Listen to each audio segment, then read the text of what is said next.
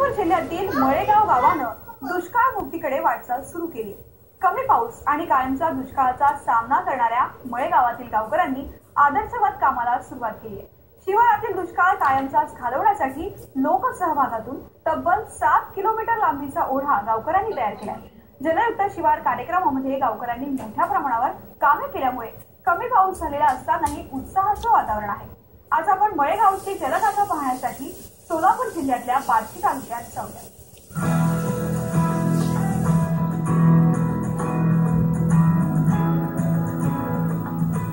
बार्शी तालुक्यातील मळेगाव हे गाव पडणाऱ्या पावसाचं प्रमाण कमी असल्यामुळे अवर्षण प्रवण भागातील या गावात कायमच पाण्याचा दुष्काळावर मात करण्यासाठी गावातील तरुणांनी एकत्रित येऊन कामाला सुरुवात केली। गावातील सर्वांनी एकत्रितपणे काम केल्यास कोणतीही गोष्ट अशक्य नाही। तरुणांची कष्ट करण्याची तयारी आणि गावातील ज्येष्ठांचा त्यांना मिळणारा पाठिंबा यातून गावाचा सर्वांगीण विकास साधता येऊ शकतो हे मळेगावातील गावकऱ्यांनी दाखवून दिले। गावकऱ्यांनी जलयुक्त शिवार अभियानामध्ये सहभाग घेतला। गावातील फक्त 1 मीटर असलेला ओढा आता विस्तीर्ण झालाय। ज्यावेळेस ओढ्याचं काम हाती घेतलं त्यावेळेस ओढ्याची रुंदी नकाशातच 1 मीटरची होती आणि अस्तित्वात पण तो ओढा 1 मीटरचा होता।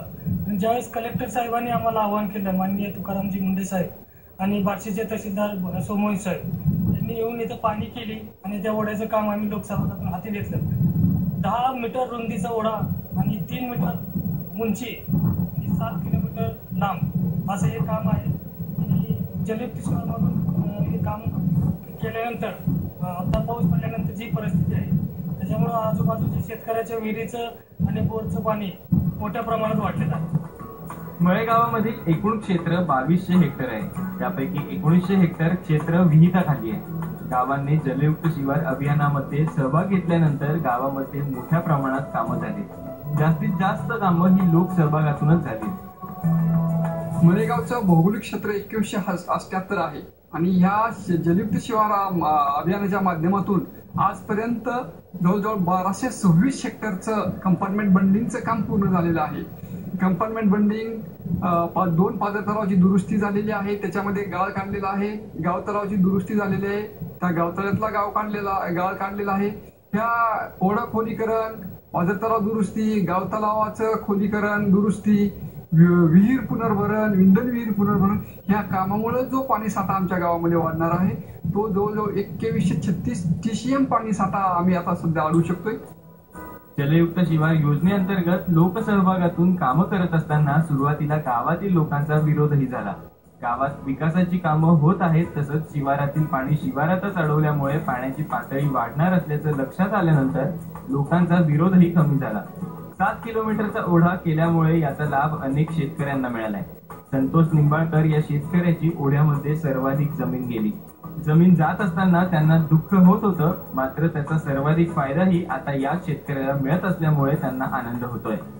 जमीन देण्याची ह्याच्या कामासाठी द्यायची इच्छा नव्हती, परंतु कलेक्टर साहेबांनी आणि मुंडे सरपंचांनी आम्हाला याच्याबद्दल माहिती सांगितली, असं काम होणार, असं आपल्या इथं बंधारा होणार, असं पाणी तुमचं साठल, इथं तुमच्या विहिरीला फरक पडेल। माझी टोटल 33 एकर जमीन त्या आसपास आहे आणि माझे 15 फूट बाय 800 फूट एवढी जमीन माझी त्या कामासाठी वापरली गेलेली आहे। आता याचा फायदा आम्हाला आता सध्या दिसून आलेला आहे। याच्या अगोदर वाटत होतं एवढी जमीन आपण या कामासाठी देण्यापेक्षा नाही दिली बरी, परंतु आता जेव्हा आम्ही रिझल्ट बघितले याचे एकदम सुंदर रिझल्ट आहे आणि एकदम फायदा झाला आहे। माझी 30-35 एकर जमिनीला पाण्यासाठी विहिरीला पाणी आलेलं आहे। गावातील नागरबाई गडसिंग यांनी देखील नाला रुंदीकरण आणि बंधाऱ्याला विरोध केला होता, मात्र गावकऱ्यांनी त्यांची समजूत काढल्यानंतर त्यांनी कामाला परवानगी दिली। नाला रुंदीकरण आणि खोलीकरण झाल्यामुळे नागरबाई यांच्या शेतातील विहीर तुडुंब भरली। मागील अनेक वर्षांमध्ये या विहिरीला एवढं पाणी कधीच आलं नव्हतं, मात्र जलयुक्तच्या कामांमुळे विहीर तुडुंब भरली आणि नागरबाईंच्या चेहऱ्यावर हसू फुललंय।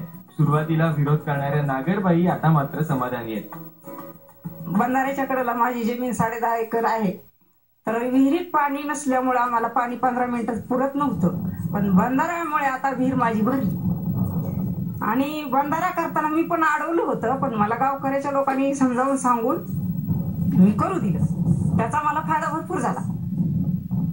पाणी कसं आहे? आता पाणी फुल विहीर भरली. हा, आता काहीच काळजी नाही. 7 किलोमीटरचा ओढा आणि त्या ओढ्यावर वेगवेगळ्या प्रकारचे बंधारे, त्याच्यामुळं काल परवा पडलेल्या पावसामुळं ओढ्यामध्ये सगळीकडे पाणीच पाणी अशी अवस्था निर्माण झालेली आहे. त्याचप्रमाणे या योजनेमध्येच गावामध्ये शेतकऱ्यांच्या शेताला वेगवेगळ्या पद्धतीनं ताली वगैरे टाकलेल्या आहेत. त्यातही पाणी भरपूर मुरलेलं असल्यामुळं आज बोरवेल म्हणा किंवा विहिरीला भयानक पाणी आलेलं आहे. शिवारातील 84 विहिरींचं पुनर्भरण करण्यात आलंय. तसंच 1800 हेक्टर क्षेत्रावर कंपार्टमेंट बडिंगची कामं करण्यात आली आहेत. आतापर्यंत गावामध्ये 160 मिमी पाऊस पडलाय. गावात झालेल्या कामांमुळे शिवारात पडलेलं पाणी जमिनीत मुरलंय आणि 160 मिमी पावसामध्येच गावातील विहिरी तुडुंब भरून वाहू लागल्या आहेत. काम करत असताना माता टू पायता याप्रमाणे कामाला सुरुवात केली. मात्यामध्ये सुरुवातीला पहिल्यांदा एरिया ट्रीटमेंटमध्ये कंपार्टमेंटची कामं केली. त्यानंतर वीर पुनर्भरण, वनराई बंधारे आणि या मध्यंतरीच्या काळात माननीय कलेक्टर साहेबांनी मळेगावला भेट दिली. त्यावेळी त्यांनी नाला खोलीकरण व रुंदीकरणाचे काम सुरू करण्यास आवाहन केले. त्याप्रमाणे आम्ही 7 किलोमीटर नाल्याचे 6 किलोमीटर अंतर नाला खोलीकरण व रुंदीकरणाचे काम पूर्ण केले आणि एकूण 85 विहीर बनवण्याचे काम पूर्ण केले. आज अखेर 166 मिलीमीटर पाऊस झाला आहे. परंतु आज विहीर पुनर्भरण कंपार्टमेंटच्या कामामध्ये सर्व विहिरी जवळजवळ 3 ते 4 मीटर पाण्याची पातळी वाढून तुडुंब भरलेल्या आहे. त्यामुळे लोकांना संरक्षित पाण्याची सोय झाली व पीक येण्याची खात्री झाली. मळेगावात आतापर्यंत 2100 टीएमसी पाणीसाठा झालाय. अवघ्या 3च पावसात गावातील पाणी पातळी वाढली आहे आणि सगळीकडचं चित्रच बदलून गेलंय. जलयुक्त शिवार कार्यक्रमामध्ये मळेगावने आदर्श असं काम केलेलं आहे. गावकऱ्यांनी व्यक्त केलेली इच्छा आणि त्यांनी प्रत्यक्ष घेतलेल्या पुढाकारामुळे प्रशासनानेही त्यांना खूप मोठं सहकार्य केलंय. कंपार्टमेंट बडिंगच्या बाबतीत मुख्यत्वे सांगायचं झालं तर इन्स्टिट्यूट वॉटर कन्झर्वेशन आपण ज्याला म्हणतो, म्हणजे मूलस्थानी जलसंधारण, ते या कामातून मोठ्या प्रमाणात होत आहे. त्यामुळं जो पाऊस पडलेला आहे तो त्या शेतातच मुरून जे काही पर्क्युलेशन झालेलं आहे पाण्याचं, त्या पाण्याच्या माध्यमातून विहिरींची भूजल पातळी मोठ्या प्रमाणात वाढलेली आहे. साधारणतः सोलापूर जिल्ह्यामध्ये 450 ते 500 mm पर्यंत पाऊस पडतो. आतापर्यंत 32% पाऊस सोलापूर जिल्ह्यामध्ये झालेला आहे. तरी सुद्धा मळेगाव सारख्या गावामध्ये मोठ्या प्रमाणात भूजल पातळी वाढलेली आहे. कारण कंपार्टमेंट बंडिंगच्या बाबतीत जर आपण बोलायचं झालं तर एका वेळेस 0.45 TCM पाणी साचतं आणि त्याचं आपण आवर्षण प्रवण क्षेत्रात जर 2 वेळा रिफिल धरलं तर 0.90 TCM पर्यंत पाणी साठतं. आज फक्त एका कामातून जवळजवळ 1600 TCM पाणी साठा निर्माण झालेला आहे.